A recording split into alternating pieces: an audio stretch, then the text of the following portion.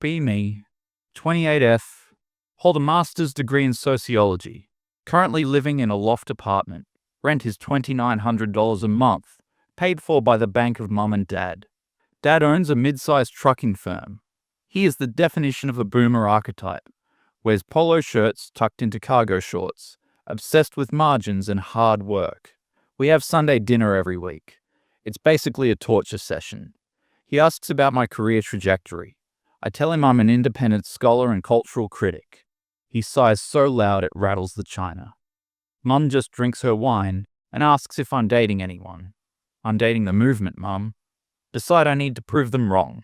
I'm not just a scholar, I'm a visionary. Going to open a business, but not a capitalist business. A third space, a community hub that disrupts the heteronormative, patriarchal coffee culture. Starbucks is for sheep, my place will be for lions, but vegan lions. Spend 2 weeks drafting the business plan on my MacBook Pro. Projected revenue, infinite, social capital. Sit Dad down for a pitch meeting. Dad, I have an investment opportunity for you. He looks skeptical immediately. Is it another documentary about plastic straws? No. It's a brick-and-mortar establishment, a coffee shop, the matriarch. I explain the concept, safe space, fair trade everything, radical literature library, sliding scale pricing. In theory, Dad puts on his reading glasses and looks at my iPad. Olivia, the hospitality industry is a bloodbath. 60% fail in the first year. Your margins on coffee are pennies. You need volume. It's not about volume, Dad. It's about loyalty. It's about creating a tribe. He rubs his temples. How much? 150,000 startup capital. Treating it as an early inheritance. He argues for an hour, eventually agrees to $100K as a loan with 0% interest. But if I fail, I have to come work in HR at the trucking company, deal with the devil. I sign the paper. I am now a CEO. The hunt for the space. Connect with a commercial realtor named Greg. Greg is a classic slimy sales guy. Keeps showing me spaces near the financial district. Great foot traffic here. Lots of bankers, lawyers. I almost vomit. Greg, listen to me. I don't want suits. I want artists. I want revolutionaries. I want the people. He takes me to the arts district. It's basically 3 blocks of abandoned warehouses and a dispensary. Shows me an old welding shop. 3,000 square feet. Concrete floors, rusted pipes, drafty windows. Smells like oil and damp dust. It has texture, I say. Rent is $4,500 per month, triple net. Dad texts me, don't sign anything without a lawyer looking at the lease. I ghost him. Signed the lease that afternoon because I liked the way the light hit the dust motes. The matriarch is born. The gear. I need the best espresso machine. Read a blog that says La Marzocco is the gold standard. Buy a custom-painted La Marzocco linear PB in matte white. Cost $18,500. Dad calls. I saw a charge for $18,000. Did you buy a car? It's the engine of the business, Dad. You wouldn't buy a cheap truck for your fleet, would you? He grumbles but accepts the logic. Buy 12 vintage velvet armchairs from estate sales. They look cool but smell like mothballs and grandma.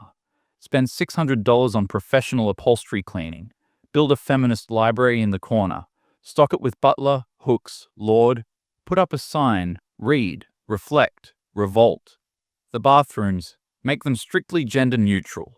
Remove the urinals because they are phallic symbols of dominance. Replace them with extra stalls. Install a chalkboard in the bathroom for community graffiti. Renovation runs 3 weeks over schedule. Budget is already tight. Spent $75K just opening the doors. The hiring process. Post ads on Craigslist and local Facebook groups. Hiring baristas for the revolution. Must be anti-capitalist, pro-equity. Experience preferred but vibes matter more. Get 50 applications. Interview process involves me asking them to deconstruct a piece of media. Hire 3 people. 1. Taylor.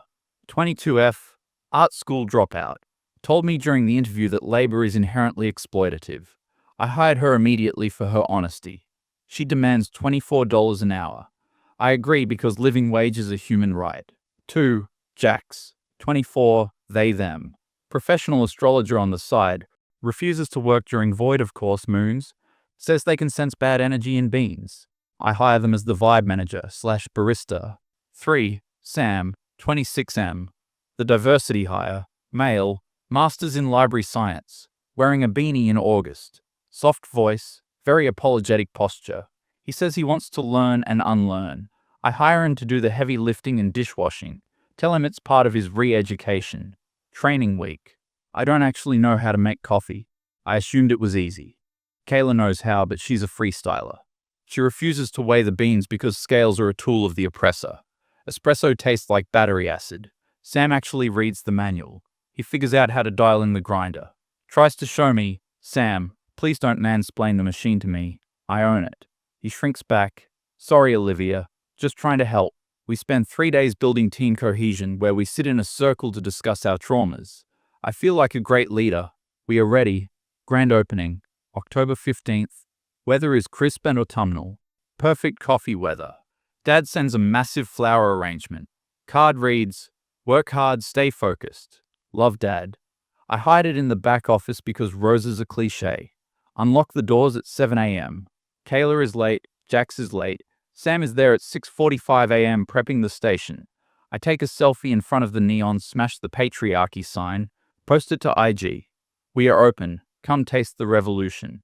7:30 a.m. First customer, guy in a high-vis vest, probably working on the road crew outside. Looks tired. Large coffee, black, and a donut. I smile. We don't serve donuts. They are fried symbols of gluttony.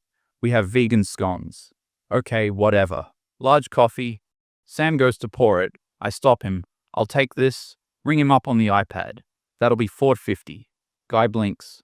$4.50? For a regular coffee? It's single origin fair trade shade-grown woman-owned co-op beans from Peru. He digs in his pocket. I got $3. Sorry, price is fixed. We have to pay fair wages. He looks at the pot of coffee, looks at me. I'll go to Dunkin'. Walks out. Sam looks worried. Should we have just given it to him? For $3? No, Sam. Never devalue the product. By 10 a.m., we have sold 4 drinks, mostly to friends of mine who came to support. Kayla finally shows up. Sorry, missed the bus. I let it slide because she looks cool behind the bar. 11 a.m., rush of people from the nearby design agency. Hipsters, MacBooks, glasses. This is our demographic. They order flat whites and cortados. Kayla is on bar. She is moving in slow motion. Literally stops between drinks to check her phone. Line is building up. Customer asks, hey, is my oat latte coming? Kayla rolls her eyes. Patience is a virtue, Kyle. Customer looks annoyed. Drinks come out lukewarm because she steamed the milk wrong. They drink them, look disappointed, leave. End of day 1. Register total, $240. Labor cost for the day, $432. I tell myself this is just the soft launch blues. Dad texts, how are the numbers? I reply, incredible energy today. Community is building. Month 1, reality sets in. Rent is due, $4,500. Electricity bill is insane because the old HVAC is broken.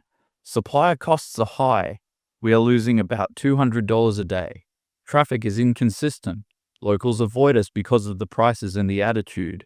Yelp reviews start trickling in. Coffee is sour. Staff acted like they were doing me a favor by serving me. Cool decor, bad vibes. I reply to every negative review. Maybe your palate isn't refined enough for third wave coffee. We prioritize mental health over speed. Feel like I'm fighting a war. Staff issues. Jax calls out twice a week. Mercury is in retrograde. I can't touch machinery. I have to cover shifts. Realize standing on my feet for 8 hours is actually hard. Sam is carrying the team.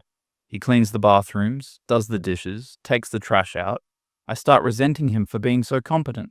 It feels like he's trying to show us up. One day I snap at him. Sam, you don't have to clean the windows so aggressively. It's performative. He looks hurt. They were dirty, Olivia. Just chill out. Read a book. He goes to the back and reads. Catch Kayla stealing pastries. See her sliding a $6 vegan brownie into her tote bag. Confront her. Kayla, that's inventory. I was hungry. Are you really going to police my hunger? That feels very capitalist of you. I freeze. I don't want to be a capitalist boss. Okay, just ask next time. She smirks. I know I lost that interaction. The radicalization. Mid-November. It's raining. Shop is empty. sitting at the big communal table scrolling Twitter. Algorithm is feeding me rage bait. Articles about the pink tax on razors and shampoo. Articles about the gender wage gap. I look at the P&L statement on my laptop. Profit and loss. It's all loss. Dad sent an email that morning. Olivia, looking at the account activity. You're burning cash. You need to cut labor or raise prices. I get angry. Why is it always my responsibility to fix the broken system? Why do I have to suffer because the patriarchy rigged the economy? Look at Sam wiping down the counter. He's a man. He walks through the world with privilege. Even here, in my sanctuary, he's taking up space. And I'm paying him the same as Kayla, actually with his tips. People tip him more because he's nice. He makes more than me. Brainwave hits me. It's not about cutting costs. It's about corrective pricing. I need to make a statement. I need to fix the world and my bank account at the same time. The meeting? Call an emergency staff meeting after closing. Team. The business is pivoting. Kayla is texting. Jax is burning sage. Sam is attentive. We are introducing a new pricing model. It's called the equity fee. I explain it. Men pay an 18% surcharge. Women, non-binary and trans folks pay the listed price. The 18% represents the wage gap. It will go towards sustaining the space, i.e., paying the rent. Kayla looks up. Oh my God. Yes, drag them. Jax nods solemnly. The energy of this is very powerful, very Scorpio. Sam raises his hand. Olivia, isn't that illegal? What? Discrimination based on gender. In public accommodations. Pretty sure you can't do that. I wave my hand dismissively. Sam, laws are written by men to protect men. We are operating on a higher moral plane. Besides, who's going to sue a small coffee shop? People who like money? Sam suggests, don't be a coward, Sam. Are you an ally or not? He looks down at his shoes. I am. I don't want to get yelled at. Then educate them. When they get mad, use it as a teaching moment. The rollout. Spend the weekend painting the window. Bold white letters. The Matriarch Cafe. Notice. Male customers subject to 18% surcharge. Closing the gap, 1 cup at a time. Design a new menu board. Regular latte, $6. Man latte, $7.08. Post it on Instagram and TikTok. Video of me explaining the policy with edgy music. Caption, if you're mad, you're the problem. Hashtag male tax, hashtag feminism, hashtag equity. Go to bed feeling like a revolutionary. Wake up to chaos. Notification center is broken. 30,000 likes on TikTok. 5,000 comments. The comments are a war zone. Based. Random girl with anime PFP. Imagine being this delusional. Random guy with truck PFP. This is literally illegal. I'm coming there just to not pay. I feel the adrenaline. I am the main character. Day 1 of the tax. Monday morning. There is actually a line. Half the people are supporters. College students. Half look like they are there to spectate the train wreck. I put myself on register to handle the education. Kayla is on bar. Jax is floating, doing nothing. First customer, a guy in a suit, looks like a lawyer, places order for a double espresso. That's $4.50, I say. Plus tax, he asks. Plus the surcharge, so $5.31. He smiles a calm, shark-like smile. I identify as a woman today. I freeze. The policy has a loophole. If I question him, I'm a TERF, trans-exclusionary radical feminist. If I accept it, the policy is meaningless. I glare at him. You're mocking identity. I'm utilizing your policy. 1 woman's espresso, please. I seethe. Ring it up at the standard price. He pays, tips 0, and stands at the pickup counter staring at me while he waits. I feel physically ill. Next customer. Construction guy. He didn't read the sign. Order coffee. I add the 18%. Why is it $5? Male tax. To equalize the wage gap. He looks at me like I'm speaking Latin. Lady, I make $22 an hour hanging drywall. My wife is a nurse. She makes $45 an hour. Who has the gap? It's systemic, not anecdotal. I recite. It's stupid. He says. Keep the coffee. He walks out. Kayla yells, bye, fragile ego. The college students in line clap. I feel vindicated. But I also notice the tip jar is empty. Day 3 of the tax. The novelty is gone for the locals. The regulars, men, have all vanished. The female regulars are uncomfortable because their boyfriends/husbands refuse to come. Sales are down 40% from the previous low, but the internet fame is peaking. I get an interview with CityBeat, a local hipster blog. Headline, "The cafe that dared to ask what is fair." I share it everywhere. Dad comments on the Facebook post. "Olivia, I had a lawyer friend look at this. You need to stop, now." I delete his comment and block him. He calls me 10 times. I send him straight to voicemail. The trolls start calling the shop phone. Sam answers. The matriarch, "How can I help you?" "Yeah, do you serve D's nuts?" Sam hangs up. Phone rings again. "Is the manager anti-men?" Sam hangs up. He looks exhausted. "Olivia, I can't do this. I've answered 50 prank calls in an hour." "Unplug the phone," I say. "We don't need it."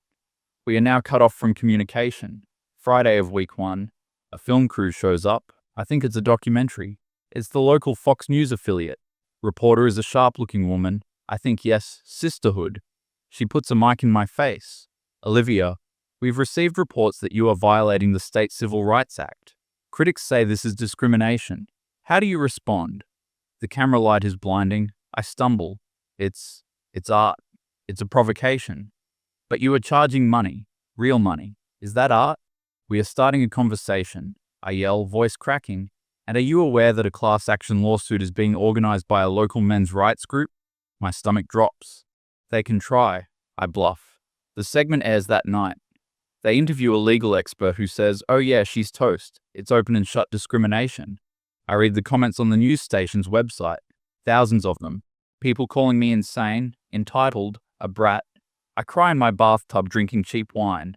Why doesn't anyone understand I'm the good one here? Week 2. Sam quits. He comes in before his shift. No beanie. Hair combed. "Olivia, I'm done."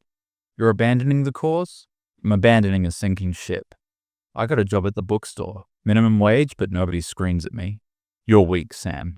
"Maybe, but I'm paid." He leaves. Jack stops showing up, sends a text. "The aura in the shop is rancid. Black mold for the soul. I must protect my peace." It's just me and Kayla. Kayla is loving it. She wears a shirt that says, "Miss Sandry is funny." But she's also lazy.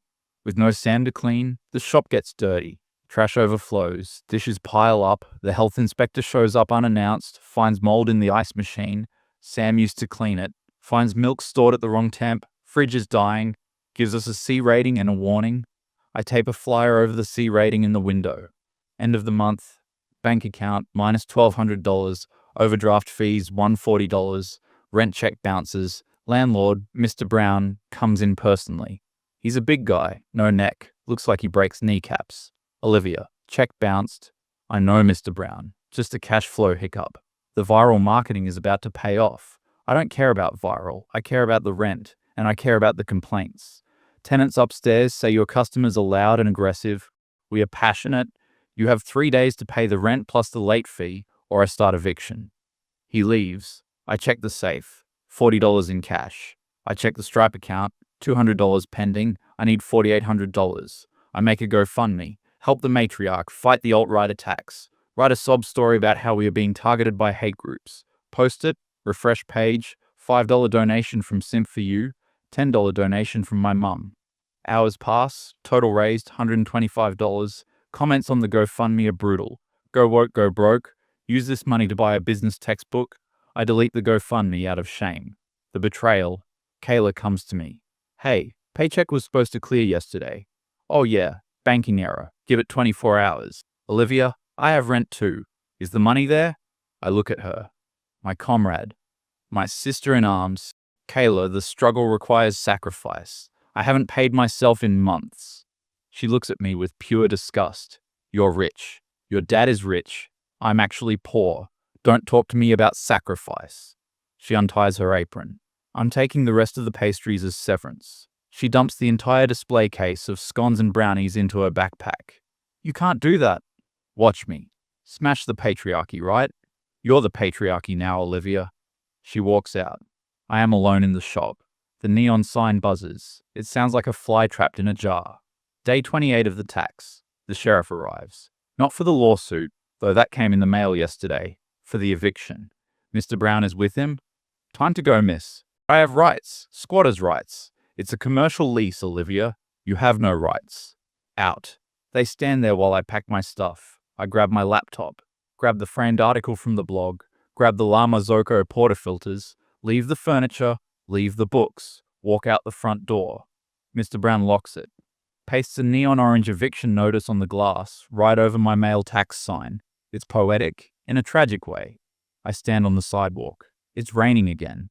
A guy walks past. It's the construction worker from the first day, the one with the $3.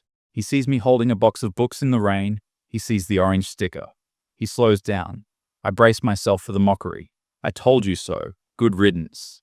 He just looks at me, shakes his head slightly. Rough break, he says. Then he keeps walking to the bodega on the corner. He doesn't care enough to mock me. That hurts more. I call my dad. He picks up on the first ring. Dad. I know. Mr. Brown called me. Can you come get me? I can't fit the espresso machine in my Prius. I'll send a truck, he says. Thanks. And Olivia? Yeah. The HR position opens Monday, 8 a.m. start. I hang up, cry in the rain for 10 minutes until a massive 18-wheeler with my last name on the side pulls up. The driver is a woman. She loads my stuff effortlessly. Tough luck, she says. Business is hard. Yeah, I whisper. System is rigged. She laughs. Nah, you just gotta sell stuff people want. She drives me home. Move back into my childhood bedroom. Post-depression hits hard. I sleep for 14 hours a day. Dad makes me honor the contract. I have to work at the trucking company. HR assistant. My job is to process time-off requests for truckers. Most of them are men. They are polite, tired, and just want to get paid. I start to realize they aren't the enemy. They're just cogs, like everyone else. 6 months later. I'm getting coffee on my lunch break. Go to the Starbucks near the office. I'm wearing a grey pants suit. Soul has left the body. Order a vanilla latte. Barista turns around. It's Jack's. No, wait. It looks like Jack's, but normal. No face tattoos. Covered with makeup. Hair is a normal brown. Jack's? They look at me. Hi, Olivia. You work here? Yeah. Benefits are good, and they pay for my online college. Oh, cool. That'll be $5.45. I tap my card. How's the revolution? Jax asks. It's on pause, I say. Jax hands me the cup. Careful, it's hot. I walk out, sit on a bench, drink the corporate, mass-produced patriarchal coffee. It tastes consistent. It tastes like stability. Check my bank account on my phone. Paycheck just hit, plus $2,800. Positive balance for the first time in a year. Sip the latte. Watch a dad walk by pushing a stroller. He looks happy. I don't hate him. I just envy him. Realize I was the toxic one all along. My face when I played myself.